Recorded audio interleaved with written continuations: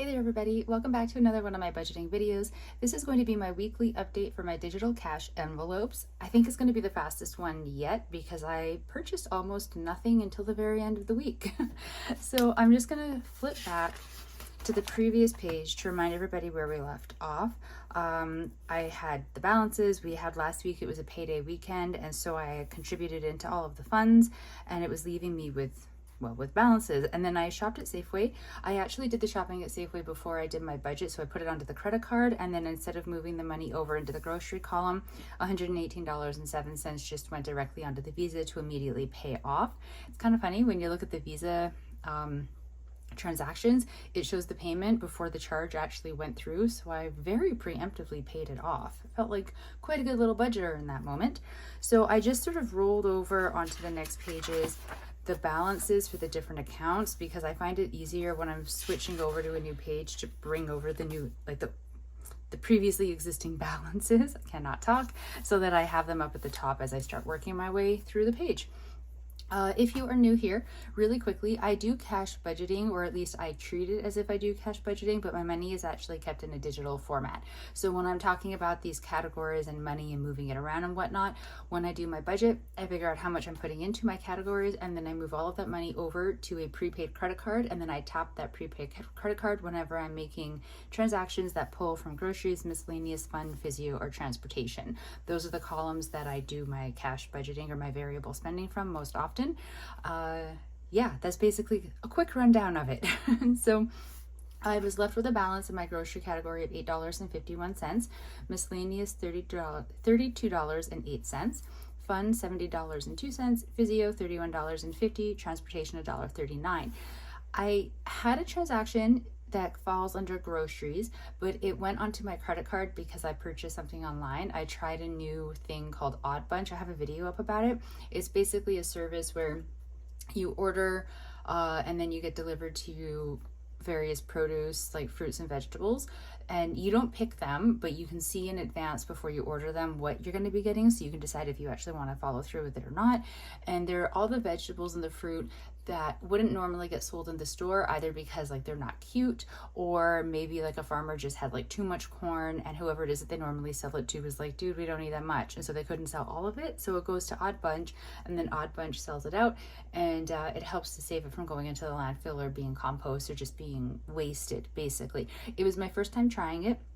I'm not completely sold on it yet. The grapes that I got, as you saw if you watched the video, there were some moldy ones, and then as I was going through the grape bunch and actually cleaning them, there were quite a lot of moldy grapes by the end. And yeah, it was not great, because of course, like for everyone that like squished and flattened and went moldy, it spread moldy grape juice in the box onto the other produce. And I know it's all going to be washed anyways, and all the produce will be cooked, well, except for the pears, before eaten. It's just really gross, but maybe that's just me being a little bit too extra. I'm not so sure. I get freaked out by things that have gone moldy, especially because I have no sense of taste. So if it affected something else, or if like something is kind of on the cusp of not being okay to eat anymore, and normally you would bite into it and be like, oh yeah, something about this doesn't taste right, I can't tell that anymore. And so then I get sick often from food that's sort of a little bit spoiled, but that I can't tell. It's, well, not often, but often enough it's annoying.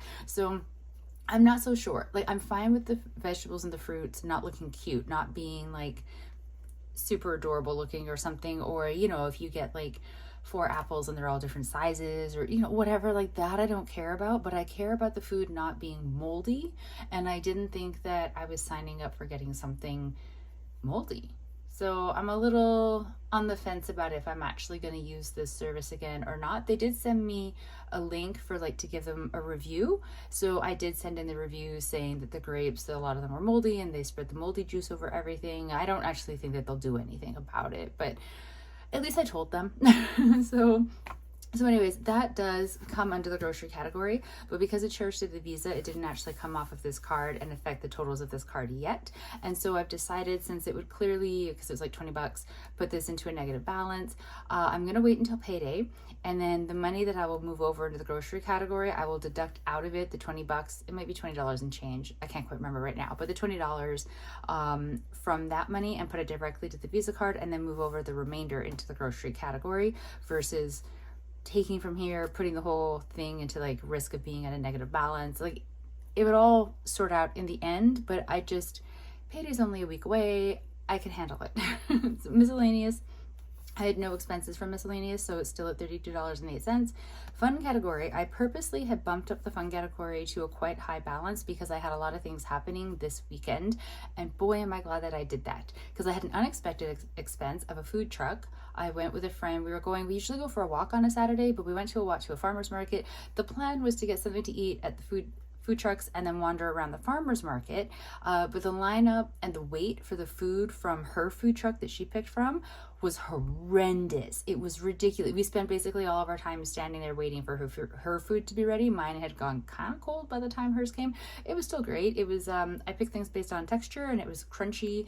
It was Korean fried chicken on top of waffle fries with some purple cabbage and some pickles, and then like some really hot sauce on it. So everything in there was crunchy, so I was very happy. But we didn't actually end up with time to go through the farmer's market and look at any of the booths, which maybe is actually a good thing now that I'm looking at my budget. But I was hoping to buy bread, so we're gonna try again next week, but not do the food trucks. So I started with a balance of $70.02. The food truck cost me $24.68, so that was for the dish I just described, as well as a lemonade. It was a very nice hot day yesterday, and drink was definitely a necessity. And then I went out with a friend to the old spaghetti factory, and dinner and drinks were $38.54. We went to a soap making class. Now, the class was prepaid and there weren't supposed to be any other expenses to it. And we were all proud of ourselves that we found something to do that we paid for in advance, wasn't going to cost us anything extra. And then it cost us $12.50 extra in cash. Who carries cash? So it was something about it being a Groupon and paying for tax. I don't really know. She could have given any excuse and I wouldn't have known enough to know if she's right or conning us. The class was a lot of fun though. So I mean, worth it. So we both took cash, and then my friend was like not letting me pay because I brought exactly $12.50. So I was pulling the money out of my little coin purse, and then she's like, no, I'm going to pay for both. I'm like, what? No, you're not. I brought money. It's fine. And so then she stuffed back into my purse one of the fives I'd pulled out. She paid for both of us. So I ended up paying like $5 instead of $12.50, which I mean is lovely for her. And that money wasn't actually coming from any of like this budget that you see me doing. I have a very, very, very small stash of cash that from like when I was gifted money in actual cash form, and I never took it to the bank because I didn't want to lose it in amongst the rest of the budget because I was saving it up for something specific. And I was all, you know what, this one time, usually I put things into bank accounts because you get at least some sort of interest if you're savings, but I kept the money out. And also a friend of mine told me one time, and it kind of stuck, that you should always have like a little stash of money, nothing crazy, but a little stash in case, I don't know, like all the bank systems crash or something. It's ridiculous and paranoid, but it kind of stuck with me for some reason. So I have this little tiny stash of cash. So I pulled the money out from there. So I put the $750 that I didn't spend back into that, but it doesn't actually come from any of the budget, which is nice. So it didn't affect this, but we did do the dinner. And so that has left me in the fun category with $6.80, which wouldn't be so bad, except I'm going out tonight. I have tickets to Sarah Millican. I am extremely excited. She's so funny. She's a stand-up comedian from England. If you haven't heard of her or seen her stuff, look her up on YouTube. She's so funny. But I'm meeting up with a friend early, and we're going for dinner to Burgoo. And I don't remember the price point of Burgoo, but nowhere is cheap anymore. So I'm going to use money, the $6.80 from the fun category, and I'm pulling from the miscellaneous to cover my dinner tonight, so the $32.08. And I'm hoping, because that's oh my god, math, $38.88 total, so that should be okay, because I'm not planning on getting an alcoholic drink, and that will hopefully cover whatever I order as like an entree, and I'll just get like a water to drink. And so that'll mean like I'll decimate both categories, but I should not go into the negative, so yay. My physio balance is sitting at $31.50, so I only have to pay for my massage therapy, and I don't even pay for like the full amount. I just pay for like an office fee for like sanitizing the space in between clients. But she's ridiculously hard to get in with, and I haven't been able to get appointments, and I'm on wait lists. But I fully funded the category, but I haven't actually had a massage therapy appointment in weeks, and my neck is definitely feeling it. So this category is just getting no action. And transportation, my vehicle's fully gassed up. I only have a $1.39. I can't afford to get a car wash, so there's been no transactions from there, except however last night my friend and I decided to take an Uber downtown. She came to me. She lives in Chilliwack, so she drove over to me, and then for me, we took a Uber to downtown and an Uber back, just so we didn't have to deal with like parking and driving downtown and all of that insanity. So that went to the credit card because my Uber account is linked to my credit card. It's not linked to here, so I'm still deciding because we're splitting the cost of the Uber. It came out to like $19.34 each once we combined both of the trips and divided it out by two. And so I could take it out of Payday's contribution to the transportation category, or it could technically come out of the fund because it was part of a fun activity. But also I have some random money that I'll explain in a different video. It's not enough to cover all of it. It's like $17 and change. I think it's $17.33. That would be almost my full amount for the Uber that I put onto the Visa card already, like sort of preemptively. So I really only have to pay like, what? 1934 minus 1733, $2.01. So you might see next week when I do the update with this, pulling out $2.01 from transportation to go onto the Visa card to make up that tiny little bit of a difference. I'm still a little undecided, but once I know, you will know. So this is the update for my digital cash envelopes. Ended up taking longer than it really needed to because I don't shut up. So I'm very sorry about my chattiness, but it's just the way that I am. Clearly, after so many videos, you must know this by now. I don't really have too much more to say about it. This is just where they're sitting at. I actually think they're doing quite well. I really felt this week like I've been spending money like crazy, and I have been, but it's been on my Visa. So I'm going to do a different video where I'm going over the charges that I put onto my Visa lately and explaining what they are and how they're being paid off. So it doesn't actually affect any of like these digital cash envelopes, which is why I'm not really talking about it here.